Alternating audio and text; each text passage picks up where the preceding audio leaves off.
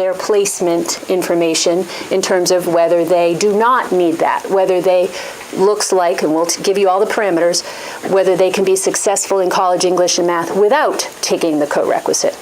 Just going straight into that course. And then there will be some students, and we'll tell you about those, who will not be considered ready for that, and they'll be in a transition level until they demonstrate readiness. So, and so the overall college goal, this is the stated goal, is to increase the number. Our system is still lagging behind where we want to be with the number of students who are passing these English 111 and then the Gateway Math, whatever is your first math in your program within the first 2 years of college. And we have improved our success here locally with initiatives through our math and English departments, but statewide we are still certainly far below the goal, with in some areas less than 30% of students completing college math and English within their first 2 years. So we have to do better as a state, and we can. So the things to start to wrap our mind around are that students who have graduated from a high school, any high school in the United States, within the last 10 years, we will be using their GPA as the primary indicator now. Okay, so any high school, anywhere, homeschool, high school, if they have a GPA, we're using that as the primary decision maker, and then there are secondary and tertiary, if needed, indicators. So students will not, most students will not need to take a placement test anymore. A lot of students still will, but a lot of students won't anymore, which saves them, time and effort and potential problems, discouragement in that, and saves the college in that too, with time and effort. So the students who have been out of high school for 10 years or more will still need to demonstrate placement. And so there is a test that's being tested now at about 5 colleges in the system that should be available to us in the spring. And so at some point we will make a transition from the NC DAP, so you'll stop seeing DAP scores on TSUM and other places where you see test scores, and you'll start seeing RISE scores. It's called the RISE placement test. So we don't have it yet. It hasn't been released to us yet. It's still being tested at these other colleges.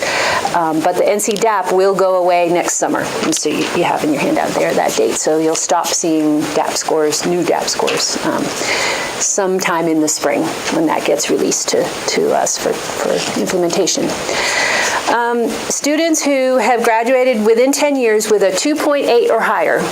So again, any public school, any homeschool, anywhere in the U.S. So we've got to get out of our head that North Carolina thing. Multiple Measures was looking at North Carolina GPAs. We're looking any GPA, any high school GPA within the last 10 years, 2.8 or higher, overall GPA.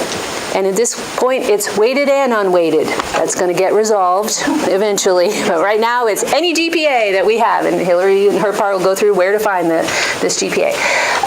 But if it's 2.8 or higher, then the state is considering them college ready for English and math. No co-requisite needed. So college English 111, and then whichever math is appropriate for your program. So 2.8 or higher, college ready.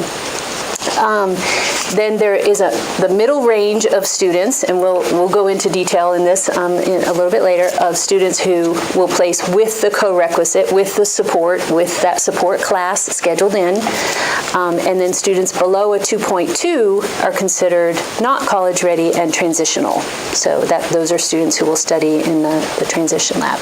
I should have started off saying that, just a reminder that we are piloting. We volunteered to be part of the pilot. There are, 19 colleges, thank you, Mayor, in the pilot this year. Some started this fall. We decided to start in the spring with many other colleges. And so the state is considering this a pilot year and next year. The required state implementation is the fall of 2020 required. We are trying to get ahead of that. We volunteered. We wanted to be part of this pilot because we have already been doing a form of CoRec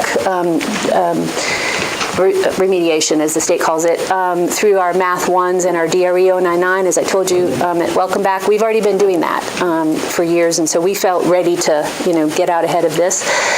So our goal is to do our pilot this spring, report results to the state and all that, and we're doing that for this campus, and then our intention is that we'll be able to bring on the whole college, making campus and online, hopefully by the summer, and we certainly expect by this coming fall.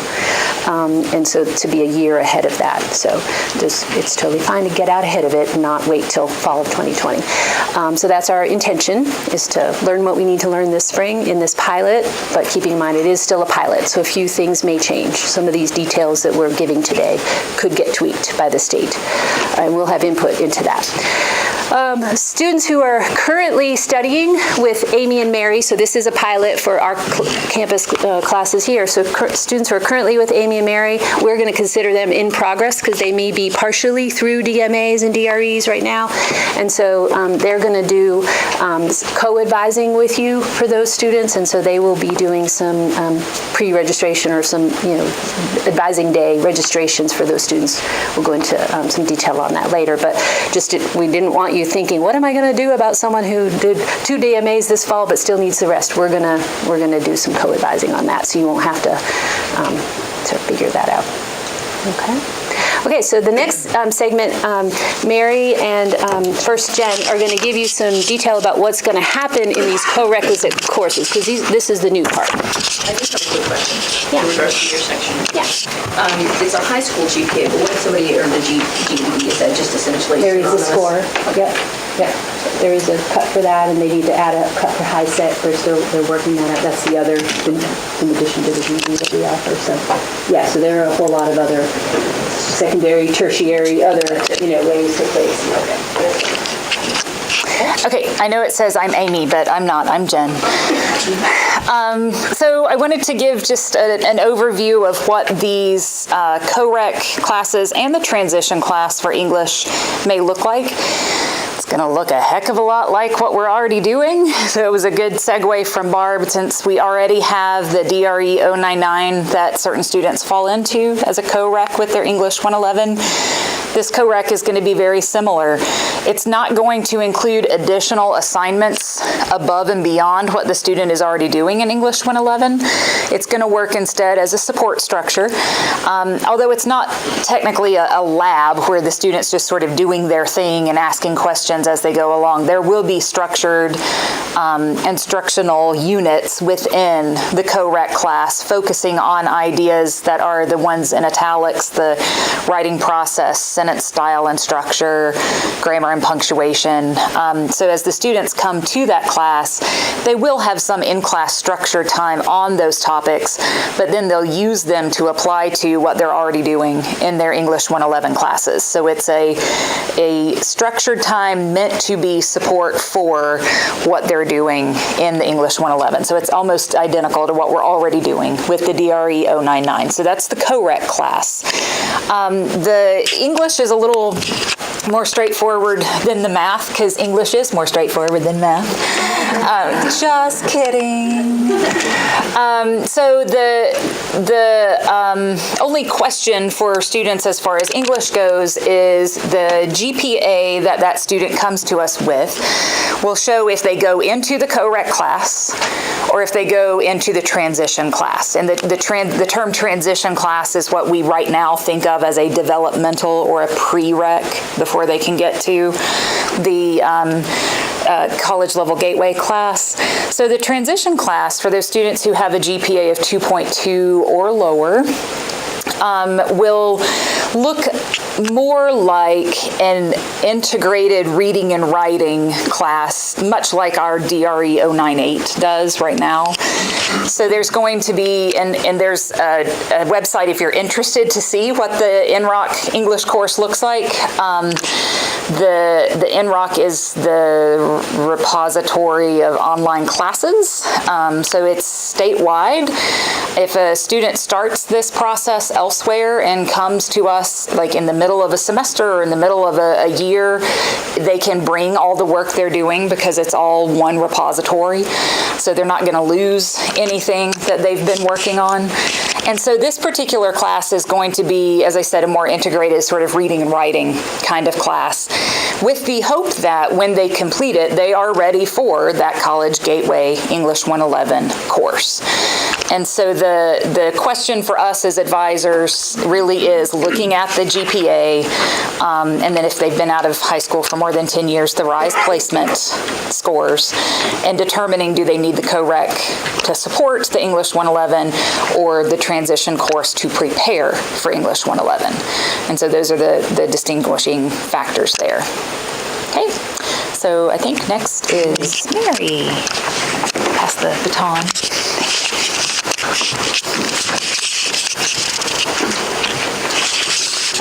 Currently, students are taking an NC DAP test, and they get 6 scores. So you're having to look at 6 different scores in order to decide where you're going to put them.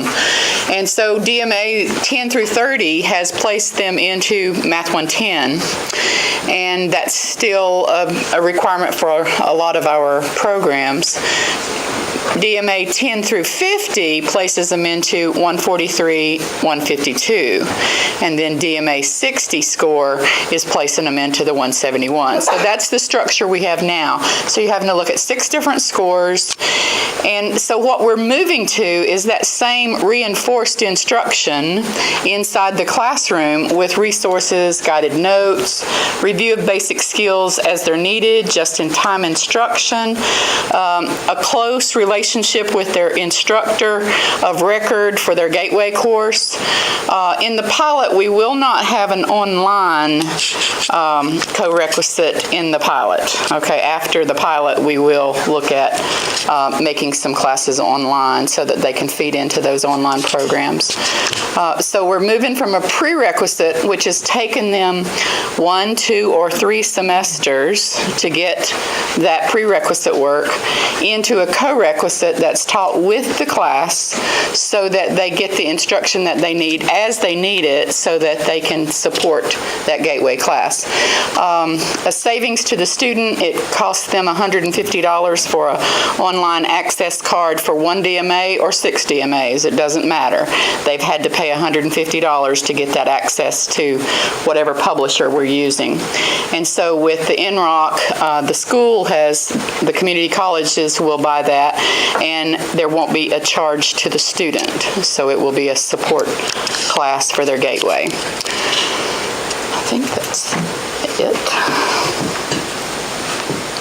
And so we're using that same NROC access for the math and for the reading, writing, English instruction. So it will all be with that will stay with that student. So I think Jen said statewide. It's really a nationwide thing. So wherever they use that NROC, they can bring that with them. Okay. The transition math class is still for that lower student, 2.2 and below, that may need more time to get those basic skills. And so that would be the Math 003, which is going to replace all your current prerequisite models. I think that's it. So 2.2, or if they've been out of school for more than 10 years, they'll take the RISE placement test, and then we'll decide where they need to go. But it's more of your underprepared student, 2.2 GPA and lower. Okay. We will not offer a Math 010 or the component for 110 this spring in the pilot. The instructor is going to beef up that class to give them the support in the class. For the pilot, we'll be doing the co-requisite for 143, 152, 171. And the GPAs are between 2.2 and 279. That's the range of students that may need that reinforced instruction with the gateway class. Okay, I think that's all of me. So the good news is that this group has worked really hard to think through how can we make this easy for advisors. And one of the things that we're going to do, at least initially in the pilot, and we'll see how it goes and get some feedback, is for students who are currently taking developmental classes, Mary and Amy will work with them and decide what's next for them. Where do they need to go? Are they ready to go into English 111? Or do they need to go into English 111 with the CoRec? Or which math class? And they will talk with the student about their program of study and diagnose with or without the CoRec and so on. They are actually going to do a pre-registration. Mark and Barb and Amy and Mary will enter those first thing on advising day. So on October 30th, they are going to be feverishly entering the math and English assignments for those students. So if a student comes to you on advising day and needs to change the section, or the time doesn't work or something, you at least will know where they need to be, what the proper placement is, and then you just kind of do the drop add sort of thing. So that's one piece of good news. The other, like I said, the other piece of good news is we've tried to simplify where the placement. The state sent us a placement grid that does have various placement options for us. So if you run into a student, Barb's going to mention this later, but if you run into a student who you're not sure how to place for spring, just call Mary or Amy or Barb. So we've tried to not overwhelm you with lots of numbers and what if this and what if that, and tried to do the simplest, the things that we'll see most often. So the first sort of implication for advising, I think, might be that these CoRecs do take time. There's some contact time to think about and credit time to think about. So you can see here that all of these... Are those numbers correct? Yes. All of those CoRec... No. No, they're not. The contacts aren't correct for the math, for the couple of the maths. I don't know how that happened. Because I did proofread this, but we will fix that. We'll fix that and send it out. The contact for the contact and credits, I believe, are correct for the CoRecs.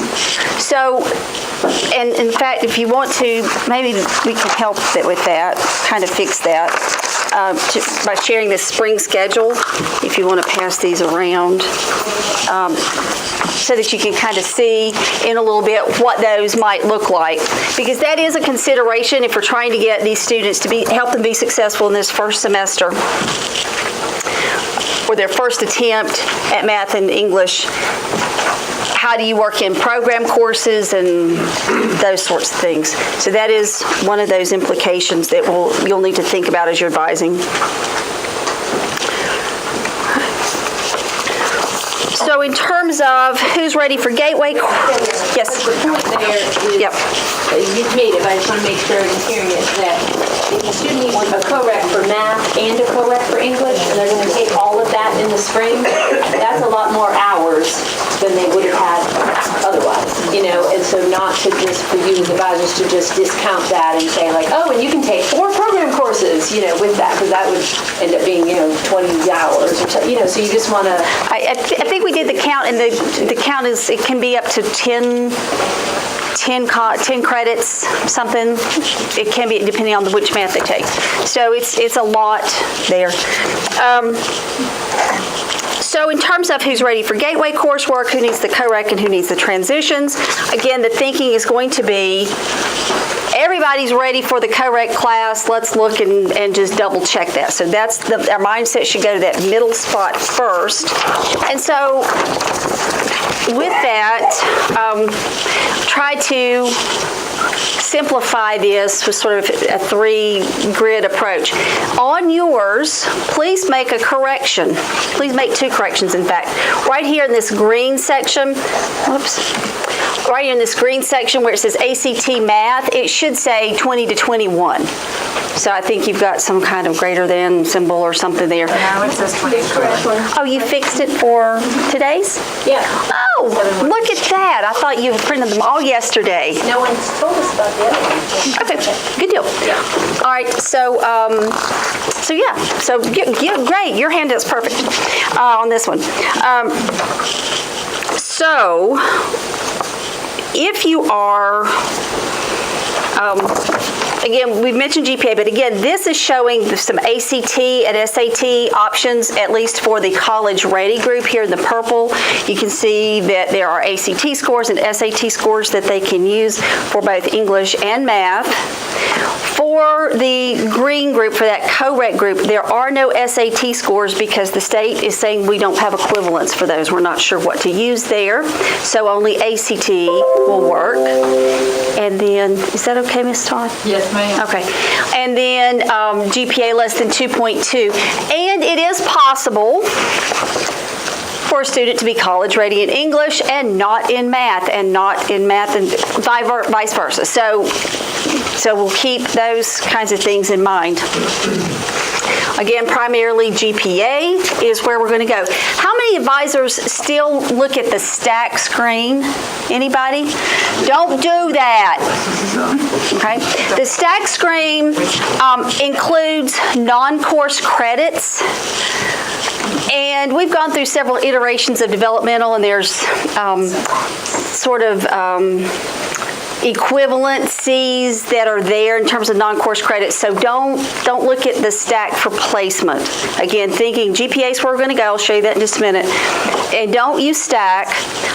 If you need to go to TSUM to look for an ACT score, you can do that. You can also get to the TSUM page from the X2 advising screen. That X2 advising screen is fabulous because it gets you to all the shortcuts. Now, one shortcut it does not get you to is the GPA shortcut. So, here we go. STIASU stands for institutions attended.